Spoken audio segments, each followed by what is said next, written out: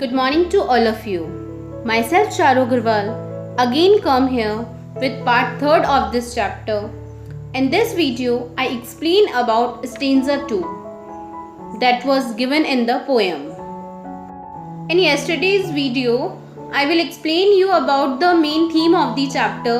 मैंने आपको बताया था कि जो पेरेंट्स होते हैं वो अपने बच्चों को कोई किसी भी तकलीफ़ में नहीं देख सकते, और जो हमारे सोसाइटी के बीच में जो गैप है रिच एंड पुअर का, वो तो बहुत ज़्यादा यहाँ पे मैटर करता है. ठीक है, मतलब हम लोगों को हमारे पेरेंट्स किसी भी पुअर स्टूडेंट के साथ में किसी भी पुअर बॉय और गर्ल के साथ में नहीं देख सकते, क्योंकि वो पुअर होते हैं ड्यू टू पॉवर्टी. वो इतने ज़्यादा गंदे रहते हैं और इल मैनर्ड होते हैं कि मतलब नहीं, वो बॉदर ही नहीं कर सकते कि हम उनके साथ रहें. तो आइए हम स्टैंजा 2 पढ़ते हैं.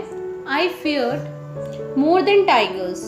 मतलब जो ऑथर बोल रहा है कि मुझे उनसे, जो टाइगर होता है ना, बाघ, उससे भी ज़्यादा डर लगता था. क्यों?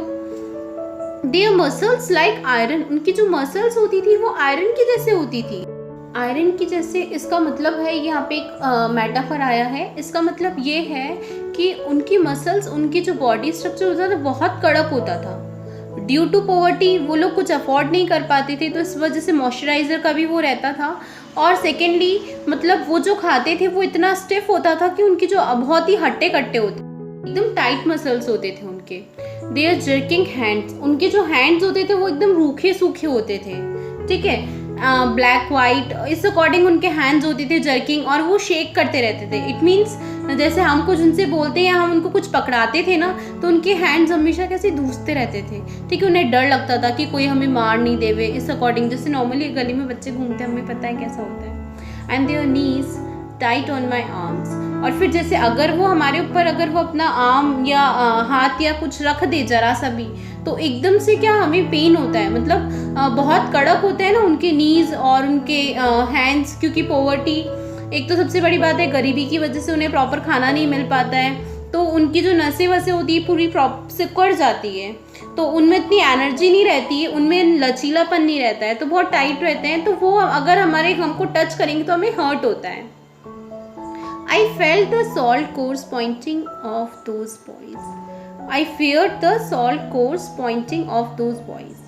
अब ऑथर बोल रहा है कि मतलब जब वो बॉयज़ किसी को पॉइंट आउट करते थे या फिर अगर किसी से कुछ मांगते थे पर्टिकुलर पॉइंट आउट करके, तो वो ऐसे वर्ड्स बोलते थे कि जो हमारा ऑथर है वो डर जाता था. मतलब इतना अजीब सी आवाज़ में वो बोलते थे किसी बॉय को लेके, किसी भी सिटीज़न को लेके.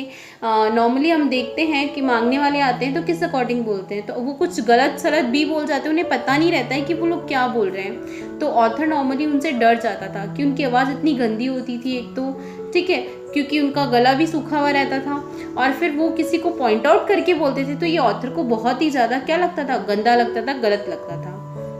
Who copied my lens behind me on the road. और जैसे जैसे आप चलते हो या जैसे जैसे आप कहीं जा रहे होते हो, तो क्या करते हैं वो लोग, आपको फॉलो करने की कोशिश करते हैं. नॉर्मली आप कहीं भी चले जाओ, वो क्या करेंगे, अगर उन्होंने आपको देख लिया तो वो आपको फॉलो करेंगे. मतलब आपके साथ पीछे पीछे जाएंगे, और पीछे जाएंगे. फिर जैसे आप एक्शंस करते हो ना, वो क्या करते हैं, आपको फॉलो करते हैं, मतलब कॉपी करते हैं आपके एक्शंस. आपने कभी नोट नहीं किया होगा, बट आप नोट करके देखना. जैसे आप नॉर्मली मार्केट गए, वो आपके पीछे लग गए, आपसे रुपए मांग रहे हैं, कुछ भी मांग रहे हैं, हम नॉर्मली उनको खाना ऑफर करते हैं तो वो मना कर देते हैं. ठीक है, फिर वो क्या करते हैं, जैसे जैसे अपन एक्टिंग करते हैं, जैसे जैसे अपन कोई एक्शन करते हैं, वैसे वैसे वो हमारी एक्टिंग करते हैं, नकल उतारते हैं, कॉपी करते हैं. तो उसमें उनको खुशी मिलती है, वो हमको देख के हंसते हैं, अपने फ्रेंड्स के साथ ऐसे करते हैं. ठीक है, इसमें उनका अलग ही जॉयनेस होती है. ठीक है, अलग ही उनका एंजॉयमेंट होता है.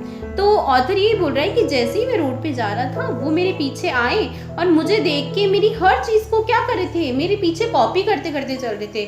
मैं जिस अकॉर्डिंग बोल रहा था, जिस अकॉर्डिंग एक्शन कर रहा था, सब कुछ मेरे पीछे कॉपी करके चल रहे थे. तो आई होप आपको ये पैराग्राफ, ये स्टांजा समझ आया होगा, और आप ये पोएम अपनी कॉपी में नोट कर लीजिएगा, और जो भी मैं आपको डे टू डे बता रही हूँ वो नोट कर लीजिएगा. Thank you.